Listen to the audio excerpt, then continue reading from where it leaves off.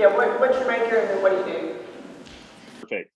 So my name is Ted Murphy. I graduated in 2018. And what was the last thing? What I do? Yeah, what's your major and what do you do? I'm currently a salesperson in Fort Myers, Florida, for a company called Gartner. We do IT research and advisory for technology buyers and tech companies. So I specifically work with fast-growing tech companies on their business strategies. Okay. Sabrina Blue. I am the CEO and founder of Helping Hands of Middle and West Tennessee. I studied at the College of Charleston, Trinity Tech University, but my major was in business administration.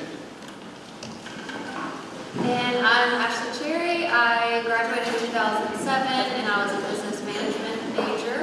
And I have my own financial planning firm in Nashville. And we do financial advising.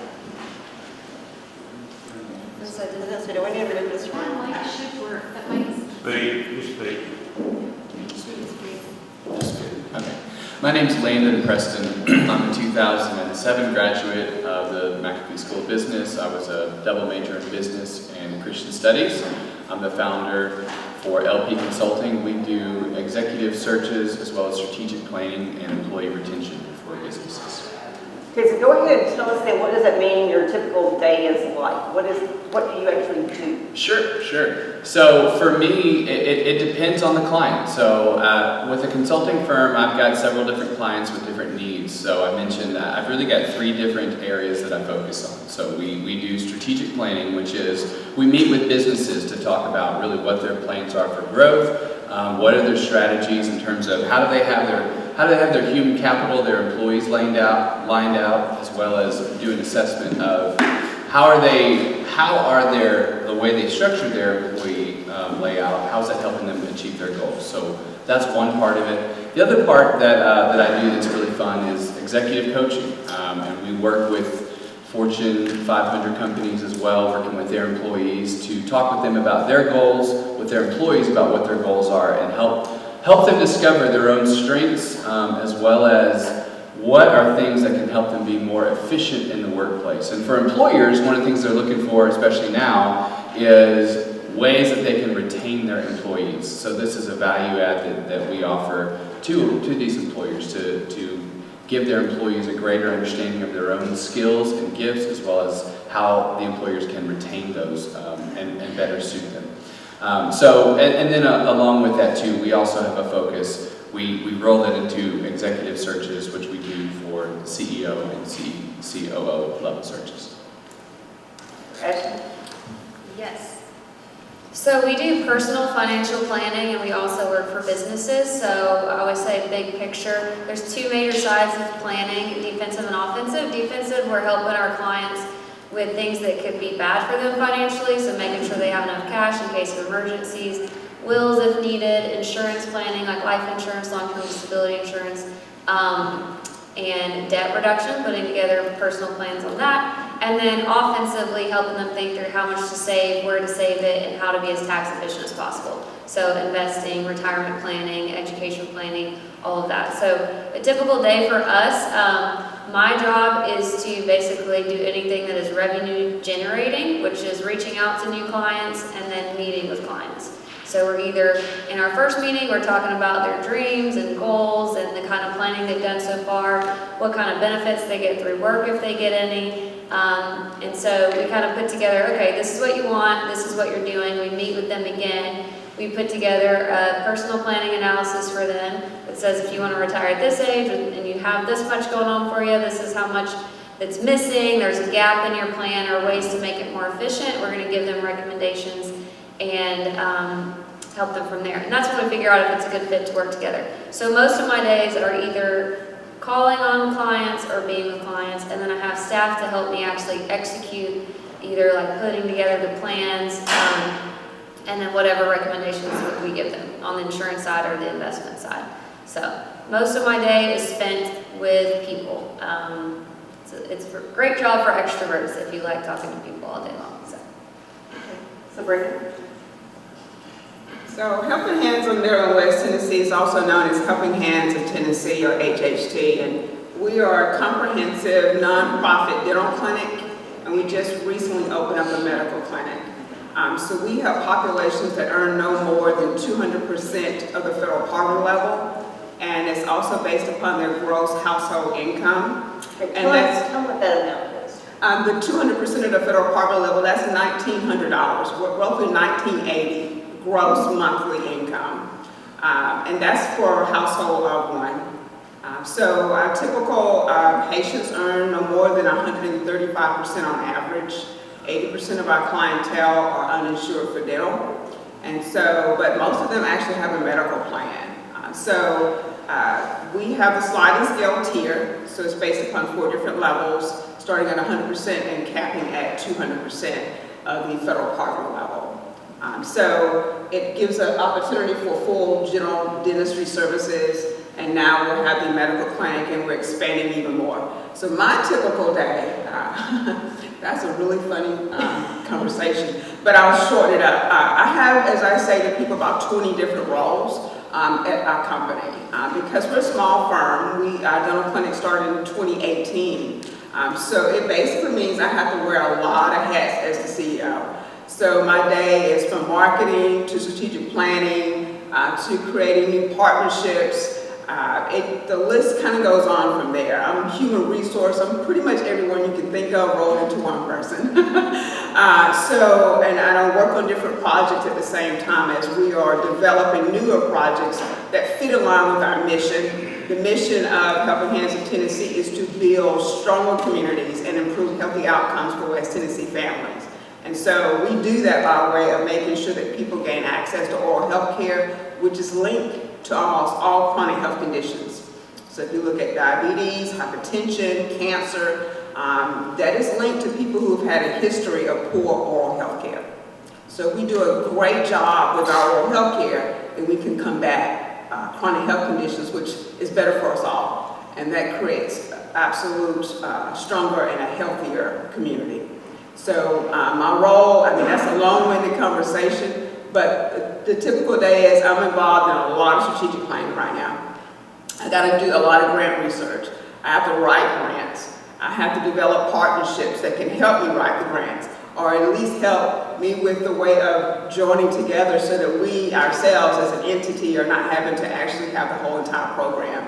An example of that would be RIFA. So we want to look at how do we help people with their food insecurity at Helping Hands, because a lot of our patients obviously are low income. And so we could actually have a food program. We have a 34,000 square foot building, so we can do so in our building, but why? Why would we want to do that when there's plenty of other resources that already exist to help people with food insecurity?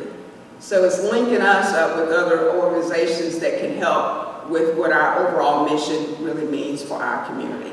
So I work on a lot of those things, and I serve on other boards in conjunction with what I'm already doing to kind of fulfill, again, creating those partnerships. So in a nutshell, that's kind of what I do and how we do it.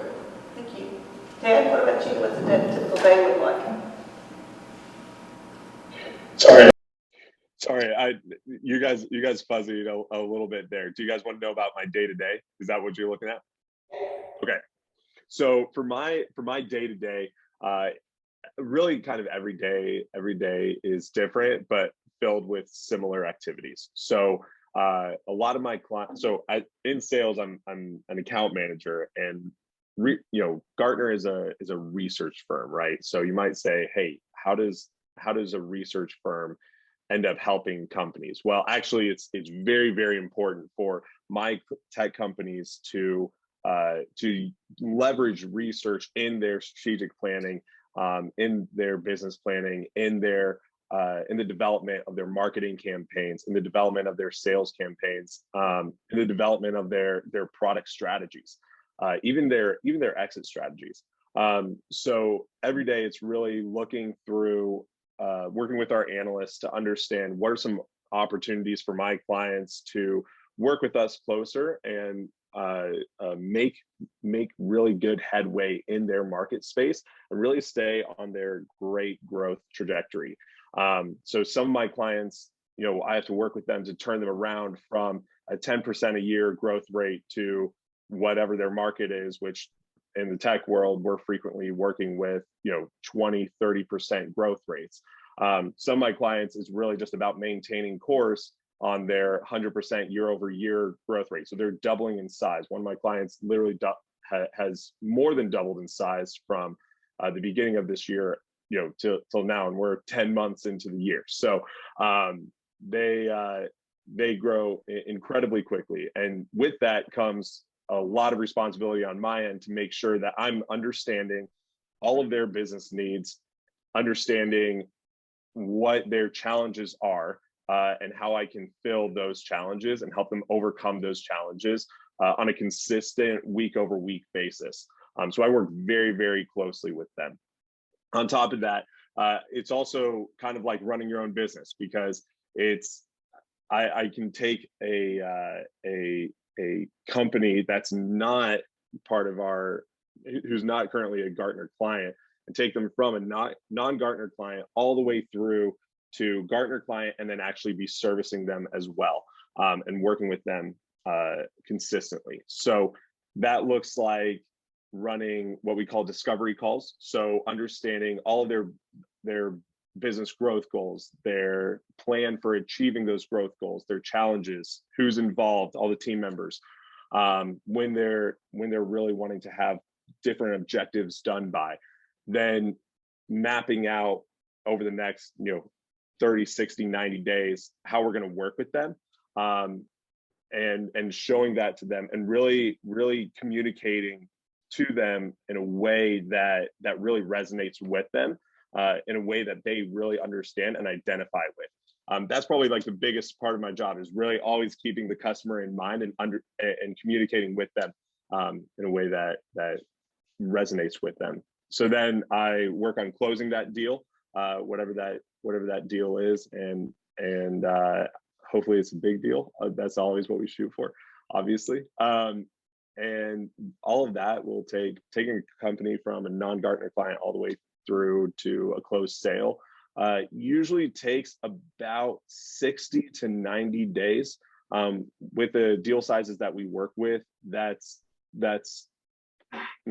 actually typically pretty quick compared to some of the tech companies that we work with who have similar cost products. And then from there, I kind of kick off their services with their leadership teams, with their executive teams. I really help them understand how Gartner works, how we'll be working with them, areas to expand the account, and work with more people and get increased spend with Gartner.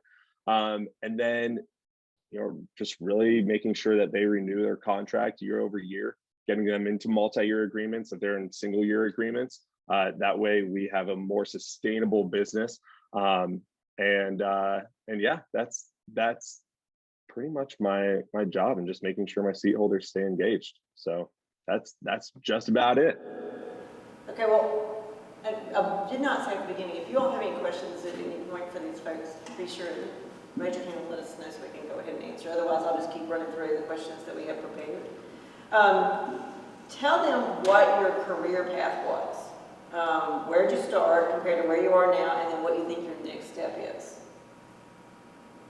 And that'll be different for those of you depending upon what part of your career you're in. Yes, start with you, Ted. Okay, we're starting with me. So I actually started my own marketing agency while I was in college. I got a concussion my freshman year, and then took the first semester of my sophomore year off. And during that time, I really felt like God was directing me towards starting my own business. I've always been very entrepreneurial. I made my first dollar at the age of 6. So I've always kind of been on that trajectory. What ended up happening though was a mentor told me, Ted, you have a natural sales personality. You need to go to a big company who will pay you to learn sales and be there for a couple of years, and then look at restarting your business. So, of course, I don't want to do that. I'm entrepreneurial. Why do I want to go into the private workforce? And as you know it, a few months later, I got a message from a recruiter from Gartner who said, "Hey Ted, you want to come work here?" And as soon as I saw that message, I knew that that's where God was going to have me. And I kind of resisted, but also kind of went along with it, but didn't really put the effort in until the last interview, which I was like, all right, God, do what you will. And if you want me to have this job, you're going to give it to me, but I'm going to work hard, and that way work hard in preparation for the interview. And that way I know if I get it, it's your will. And so I kind of surrendered that to God, and it was difficult, but I did it, and I followed through, and I'm really happy that I did. And the reason is because once I kind of got the job, then I started looking at, okay, what are the foundational building blocks of my career? Where do I want to end up going? And what do I need to do to get there? And where I want to end up going is owning my own business again. I'm messing around with a couple of ideas right now for what that next business is going to look like. But I also know basically how to run a successful company. I work with successful companies on a day-to-day basis on all of their what we call mission critical priorities, the things that are most important to their growth objectives. And so because I understand that now, and on top of that, I also know how to sell, I'm able to know, like, hey, I'm basically able to fast track the growth for whatever my next business is. So if there's anybody, in the audience that is like, hey, man, I would love to start my own business, don't be afraid of going into the private sector and becoming like an employee, because you can learn some very, very critical skills that you'll need in order to fast track your growth. I work with people who've never started their own business before, and it's not painful, but it is like there's a lot of growing pains that can just be avoided by going to a larger company and getting paid to learn. But always keep that end in mind of like where you're trying to go. So that's where I'm at, is I'm in that process of saying, hey, I know where I want to end up, mapping out how I'm going to get there. But I'm really building that foundation right now, which is there are growing pains, but it's very, very rewarding. Okay, Sabrina, what about you? I have a very colorful career path. I started over 30 years ago in management. I was only 18. I worked at Cato Fashions as a store manager. From there, I just decided to stay with corporate management. I've owned my own businesses in the past. I was very successful at that. And now landing to Helping Hands of Tennessee and founding the company in 2016. But it's not my resting stop. I knew that when I developed the organization, it was just to make sure that I fulfill a need of gaps that we have in our own community. I am an associate pastor at the Historic First Baptist Church, and so God has led me on to my next path, which should be about 2 years from now, where I'll be helping businesses full-time to develop their businesses and to develop them into successful companies, or to help inspire young ones to start and launch their own businesses as well. And kind of putting that together with ministry. But in my background, throughout these 30 plus years, have been sales management, strategic planning, paying attention to what the bigger corporations have done to be successful, and then mimicking those things into the companies in which I've already owned or other companies in which I have worked for. I've basically been known as the cleaner upper manager, so I'm the one that goes to the stores or to a company where everything's crazy, low employee morale, low sales, everything's kind of topsy-turvy, and then fixing that, figuring out what the problems are, creating the solutions, and then from there, making sure the company is successful. That's what I specialize in for years. So I look forward to my next adventure. I'm not finished yet. I got, like I said, a 34,000 square foot building, of which one floor is not finished. So I have some work to do to make sure that we fill that building up with resources if you pass by the building on the outside with huge letters, I got it as big as I can find, says HHT Resource Center. I did that for a reason. And then on the building, on the marquee, which is a double-sided signage, it says different resources that's inside of our clinic. And so I did that so that people can figure out, like, what are the resources they have? Oh, here are the resources that they have, without actually having to call us and even ask that question. And so now we have people that would just park and show up inside the clinic just because of the resources they saw on the marquee. It's absolutely fun and challenging to be the CEO of any nonprofit. My career is certainly more colorful than some because of my sales and marketing and corporate management background. But it's created where our company doesn't rely upon fundraisers or grants like most nonprofits traditionally do. It allowed for me to just really think outside of the box and figure out up front, how do we get this company started and how can we sustain it without a single grant in mind. And we are a hybrid clinic, which means that we take uninsured and insured patients, just like West Tennessee Healthcare and other entities that are hybrid clinics. And that is a great way to sustain us. So it's just about strategizing, how to make your appointment schedule correct, and all those other things. But at the very end of the day, I enjoy helping our patients gain access to the services in which they need. I did not say this earlier, but our average patient earns about $850 a month. And my why did I even go on this journey in the first place? Well, the reason why is because they had nowhere to go here in Jackson, nowhere. So the only place they could possibly go was to a health department as an emergency person, and that was just a draw of luck. So it was created and designed to help the people that most are in need.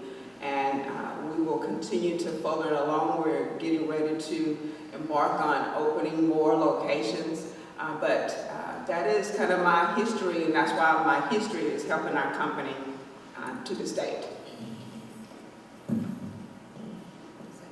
I love that. I love everything that you're doing. That's awesome.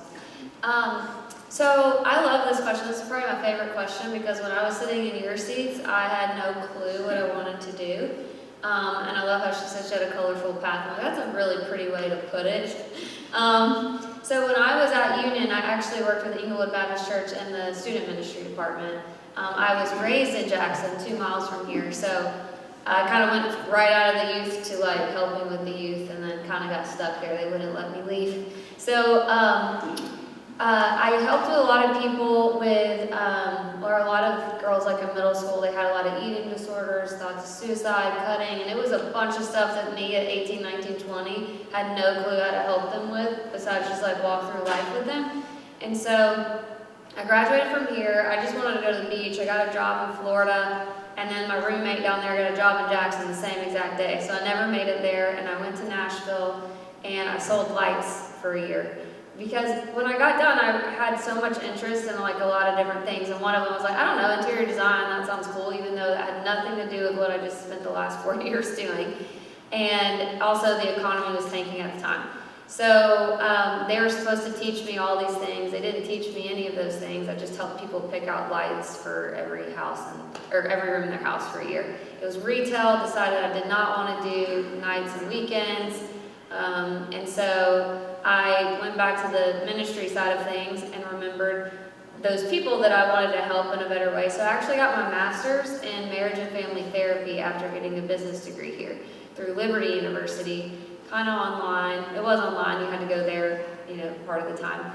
And so I did that for 2 years after master's, all of that. And I really loved the helping people part, just like I loved the ministry part.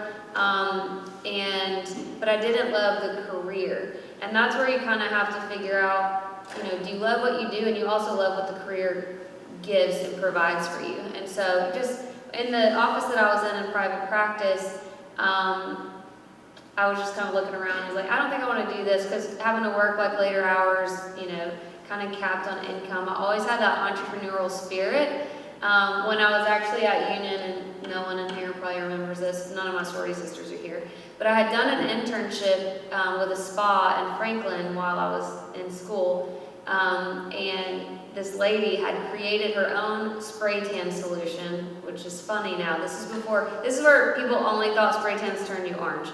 And she actually had created something really good with a compound pharmacist, and she just told me to just call people and sell it. So I was like in the phone book, which dates me a bit. And I didn't know Nashville either, so I would just call places, and it would be an hour away, and there'd be like bars on the windows, and I'm about to try to sell this stuff that nobody wants yet. And so I got a lot of good experience of all commission jobs, even when I was in private practice for therapy, it was always, I'm having to create any type of business that I have. So that led me to not liking the helping people part, but not liking the structure of that career. I had a friend who was from Jackson also. She grew up down the street from me, and she was with Northwestern Mutual, which I think I failed to mention. That's the company I'm contracted with my company. And she was like top in the South for her first 4 years and was amazing at what she did. She actually started in Jackson, moved to Memphis, moved to Dallas, moved to Arizona. She's kind of been all over now, but she was super successful. So I actually recruited myself. I said, what do you do? Your life looks awesome, and you seem to be really good at it. And she said, well, I have the ability to, one of the things I like about this career is the flexibility. So I get to make my own schedule every day. No one, even when I first started, was like, where are you? What are you doing? But they did give you a business plan to get started. And so I liked the idea of putting together the entrepreneurial side, of not having a boss and having unlimited income, it's based on how hard I work, but also being able to have that fulfillment of helping people hit their financial goals. And it's fun you actually get to walk through life with people. I've seen people get married, have babies, start businesses, and it's like all of these highlights and lowlights of people's lives that you're walking through with them. So kind of started with ministry, went to the spray tan business. I say that because it's so funny. Even when I posted about coming here and all my sorority sisters was like, that was the best spray tan I ever had. And I had my little Bluetooth back in the day, because I would just it would be a room like this for the sorority meetings, and I would sign up every 15 minutes, somebody gets a spray tan. I mean, $15 every 15 minutes. And everyone looked great, so it was a win-win. But I just laugh at that being my first sales experience. But I learned a lot from just calling anybody and everybody. The more people you call, and no matter what it is, it's okay if they tell you no. But learning that grit from all of that was how I eventually got where I am. And now I've been here for 9 years. And I'm the longest tenured female from Middle to East Tennessee. There's not a ton of females in the financial industry, and there's tons of opportunity because women have over 50%, I think, of the wealth these days. And so women are opening all their own businesses, and they like to work with women. So girls, take a look at the opportunity, because it's been incredible. And part of my why was also being able to be more with my family one day while also having that, successful career. And this allows me to do that. All right. Yeah, I would agree. I mean, part of my story is equally as colorful as some of these others as well. So I graduated from Union. I didn't really have a clear idea of what I wanted to do, although I was working. I did have a thought during my senior year. I think I want to go to law school. So I started interning at this law firm here in town. I was doing that for about 6 months, and I thought, I don't think I want to go to law school. It was really, on one level, and even still, there's a lot of things that are appealing about it in terms of being an attorney, but I thought, I cannot be stuck in an office researching stuff all day.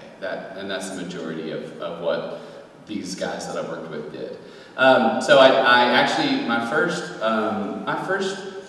job was working with Union, actually. We were opening a new campus in Memphis, and so my job was really title was Director of Operations, but essentially we had to turn this campus into a profit center, as well as start putting in new academic classes into this facility. I was managing, I think, 7 people, and I went into it knowing that, here's your budget, here's your revenue goals. Oh, and by the way, we need to cut budget by this % by the end of this year, and also, you know, you had these benchmarks going into the role. So it was a lot of fun. I learned a lot.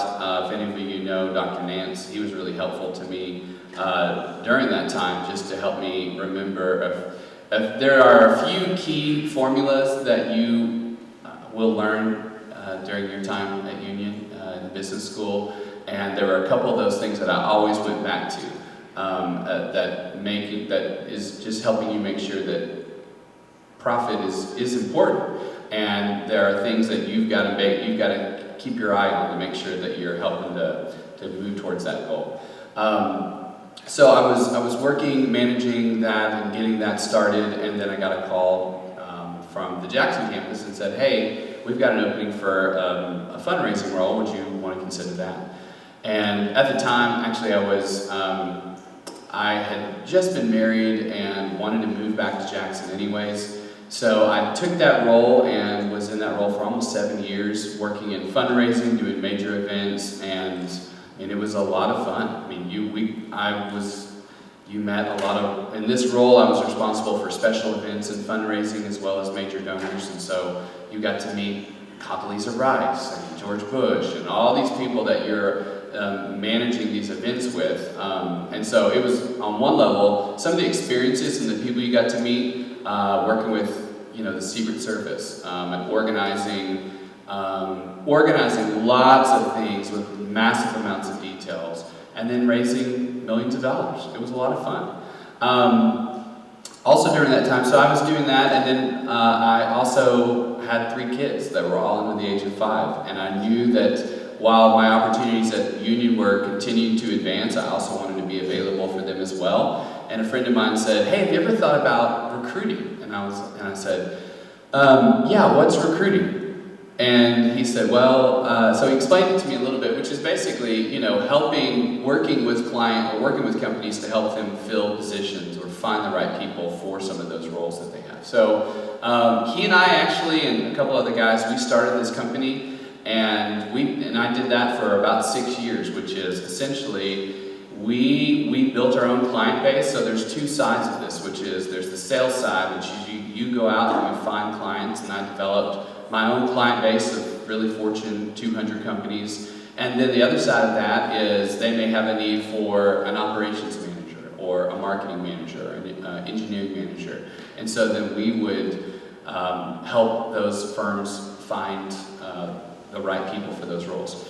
One of the things I found while I did that, though, is most of the time I felt like I functioned like a counselor or as a therapist to a lot of these people, because a lot of the people that I was talking to were wanting to transition careers.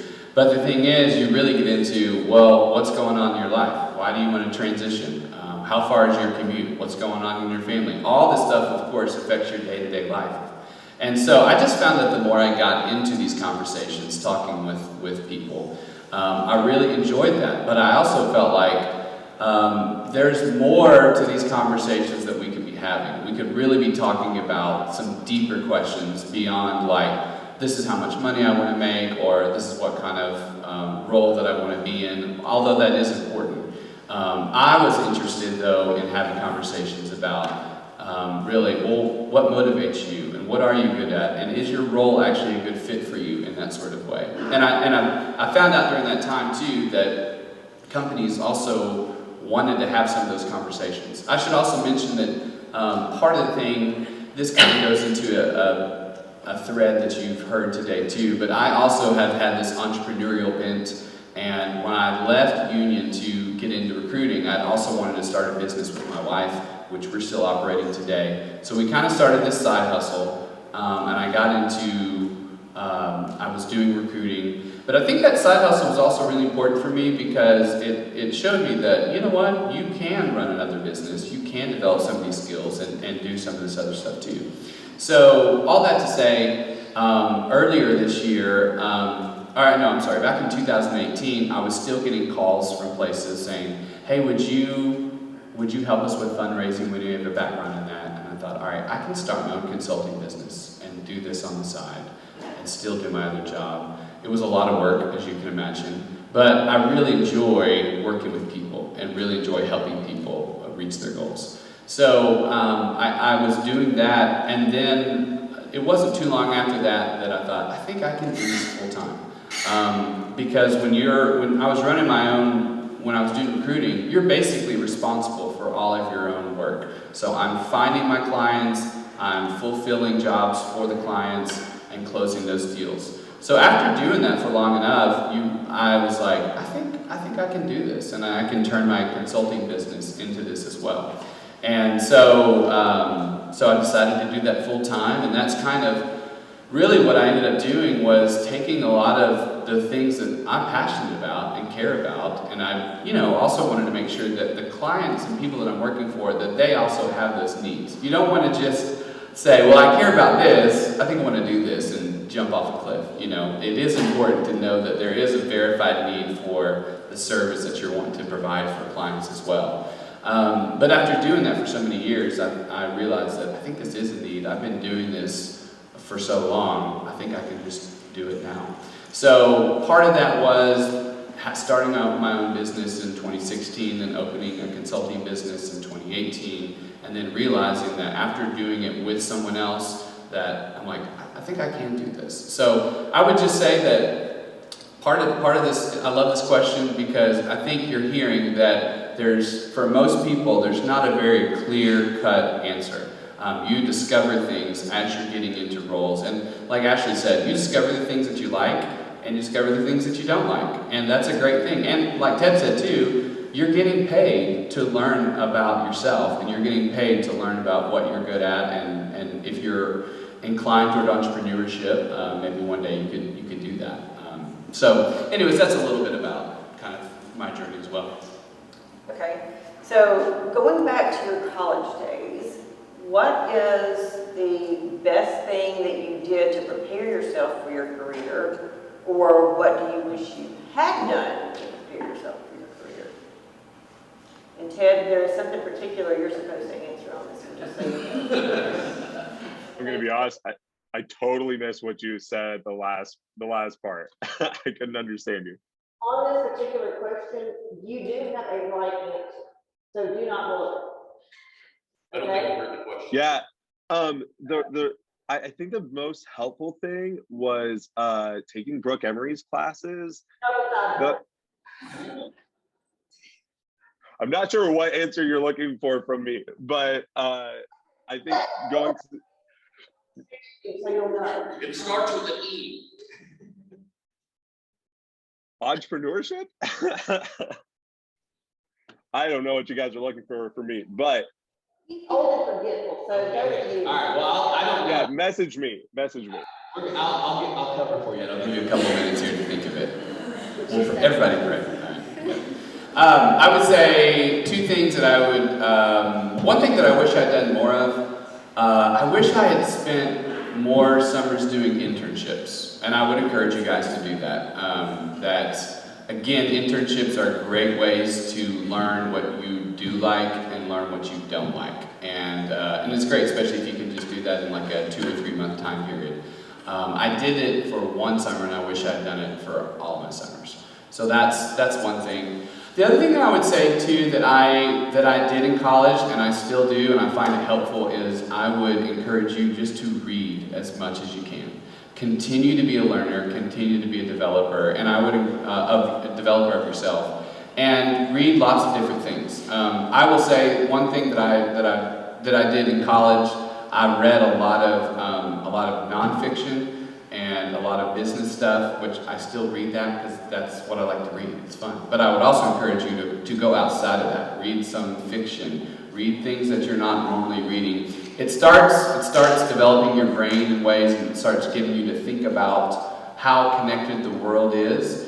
And I think what also starts to happen is it starts to raise questions in your head that you didn't realize were there. And it makes you start thinking about things that you didn't realize, oh, well, actually, I do think about that. So, I think to that point, I would just also encourage you guys not to have too linear of an idea of your future. And what I mean is, I want to do X, this is how I'm going to get there. But I would say, and if you are inclined that way, that's great, and you can pursue that. But I just know that there's people like me, and you may not be that way. And you may just think, how am I going to get to be in a job where I'm satisfied, but I'm also helping other people and I'm doing good, meaningful work? And I think the short answer is that, I mean, in some ways, it's really the Christian journey, which is we are doing our best to follow God and learn about yourself and help and serve other people along the way. And so I would just say, be open to how you learn and to the ways that you learn. Learn as much as you can all the time. Listen to podcasts, read books, and make sure you're getting different sources as much as possible, because that stirs up questions in your brain and gives you perspectives that will be helpful to you in your work. I like this question too, and I think what you said is probably what we're all going to say, is do more internships. I had an aha moment as a freshman at Union that I still reference in my head, and it's still kind of why I do a lot of the things that I do. But I was a freshman, again, I was a Chi Mega here, and I remember the seniors standing up, and we had senior spotlight, and they would say what they were going to do with their life afterwards. Like, spent 4 years here, what are we doing now? And it's like so many people were like, I don't know. And so I remember thinking, I don't want to be like that. I don't want to know, you know. And of course, I didn't know. I sold lights, spray tins, and, you know, got a master's in something I'm not doing or whatever. But I will say, the reason why we kind of take those paths, and I think probably you're going to take, you know, a windy path to get exactly where you want to go. But I think the sooner that you can figure out those things that you like and do not like, and not even just internships, but like, I think it would be so helpful to go just shadow different careers. Like he was like, I want to be an attorney one day randomly. Like, go spend a day with an attorney and see what they do all day. I think knowing what your day-to-day is going to be like, and figuring out those things that you like to do or don't like to do, or you like to sit in the same place all day, or you like to be out and about, those are the kind of things that you can see, or you like talking to people, or you don't like talking to people. Like, I think actually doing that will help. And then I would also say, like he's saying, read. I think podcasts are important. Like most of the time, if I'm alone, if I'm like on the treadmill or in the car, I'm stimulating my brain. I'm trying to learn other things about other things, and just keep things going to keep growing. So yeah, I would say that's the main thing. Oh, the last thing, very important. If you don't hear anything else, I love when people say that. Networking. So even the people that you're sitting with, like today, I had to call, in my first year, we had to get 80 referrals a month to get 50 clients a year, okay? That's a lot of people, and I had to make 40 dials a day to people. Guess who I was calling? Landon, like everyone. I'm on Facebook, like, so just know that every person that you meet can lead to something, and that doesn't mean it has to be something that benefits you. It can benefit other people. You just never know where relationships are going to go. I mean, I've met people on Twitter before, and next thing you know, I'm in the president's box at FSU with the president of the Orange Bowl. Like, you know, and it's like, that's a relationship I want to keep going. I have no idea how I accidentally got that relationship, but it's like every year or so we're seeing each other, you know. So every relationship matters. Don't burn bridges. So just think of that. Like 8 years from now, the person next to you may be something that you guys can collaborate on or have some ideas about. So make sure you take care of the relationships, shadow people, and then travel.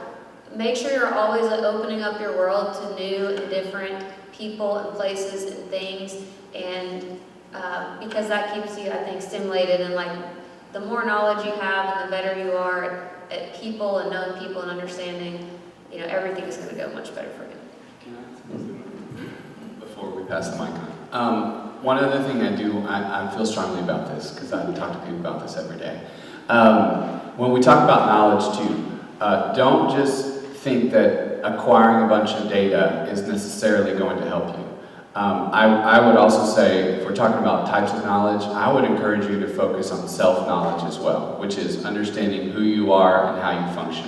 How are you wired? What motivates you? What doesn't motivate you? There's a lot of different ways you can learn about this, personality profiles, books, those kinds of things. But I would just say, focusing on what you do is going to be really driven by focusing on who you are and the kind of person you want to become. So don't underestimate that question, because that's going to drive actually what you do. So take time to figure out those questions of like, who am I? What am I really passionate about? And how am I made? Because that's going to drive the kind of work you go toward. If I could tell my younger self, have a conversation, I would say, get over your fears. Get over your fears. I was naturally a very shy person, and I think I allowed that to hold me back from a lot of opportunities that were right in front of me at a very young age. But I did not take up the mantle and take up those opportunities because of fear. So fear is kryptonite, and I had to learn to adapt to that. And definitely mentorship. I highly recommend having strong mentors and not being afraid of asking a complete stranger if they can mentor you. When I finally really got that, it was very, very helpful as a youngster, as I called myself back then, to really have people that I surrounded myself with that can inspire me, to motivate me, to encourage me, to lift my spirits up. But yeah, my biggest roadblock was my own self. So I got in the way of my own success at a really young age. And so that fear can really hold you back from taking a risk. And the other thing that I would suggest to my younger self is be okay with the word no. Be okay with that. Be okay with rejection. Rejection is a part of your growth. It's a part of the process in and of itself. Doesn't matter if you are managing someone's company, doesn't matter if you're into sales, doesn't matter if you're doing strategic planning, doesn't matter if you're a CEO. No is always a part of the process to getting a yes. It takes so many no's to get to the yeses. So you have to be willing to go through that process without letting it impact you in a personal way to kind of stop you from moving forward to the next level. So that's a message that I always have for my kids or any person that I speak to that is starting on their career paths is get over yourself. Don't allow your fears to block you, and let your no's turn into yeses. Great advice. All right, Ted, at least 4 members of the audience here have the right answer. Now, do you? So the right answer is join Enactus. Yes, Brooke enticed me to say that. But at the same time, I was president of Enactus, I think my senior year of college or something like that. So I think Enactus is a wonderful, wonderful opportunity to take advantage of literally everything that these guys have talked about. So it's a great opportunity for networking.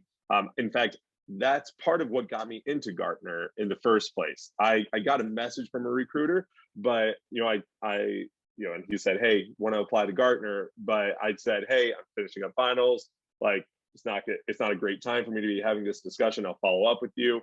And then next thing I know, I actually got to meet people from Gartner at an Enactus event a couple weeks later, and got a picture with them and messaged the recruiter. And I was like, "Guess who I just saw?"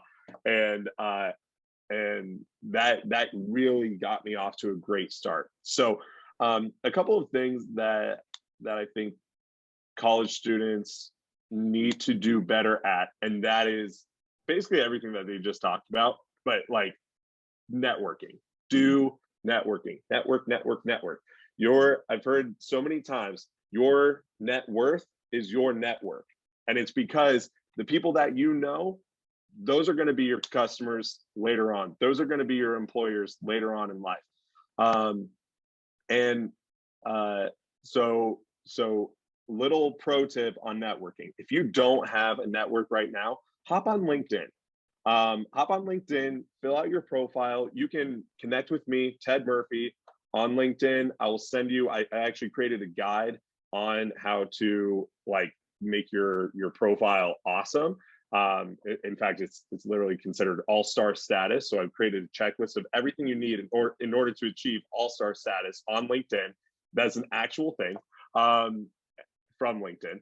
And so you can message me. I'll send you the guide and walk you through kind of how to make a great LinkedIn profile. But then create an objective of what are the type of people that I want to meet.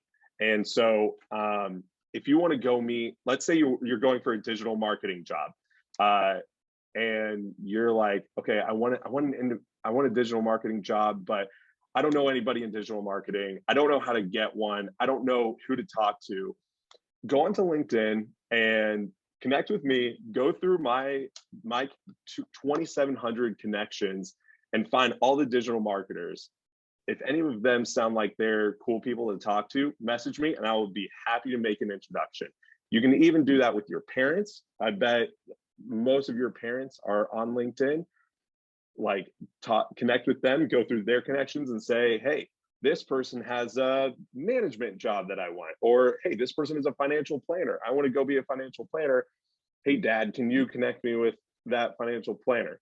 I want to talk to them about if they have any opportunities or if they know anybody that has opportunities. So that would be my recommendation. I think one of the mistakes that I made in like finding a job and kind of throughout a lot of my life that's changing now is underestimating people, and in the sense of like underestimating and overestimating people, in the sense of when you're in college and even high school, you'll meet people that you're like, man, I don't know what you're going to do with your life. Like you're unmotivated, or you're this or that, and in your mind you can like judge people, and I hate to admit that I've done that, because then later on those people end up making changes to their lives, and a lot of them end up making changes to their lives and really going places.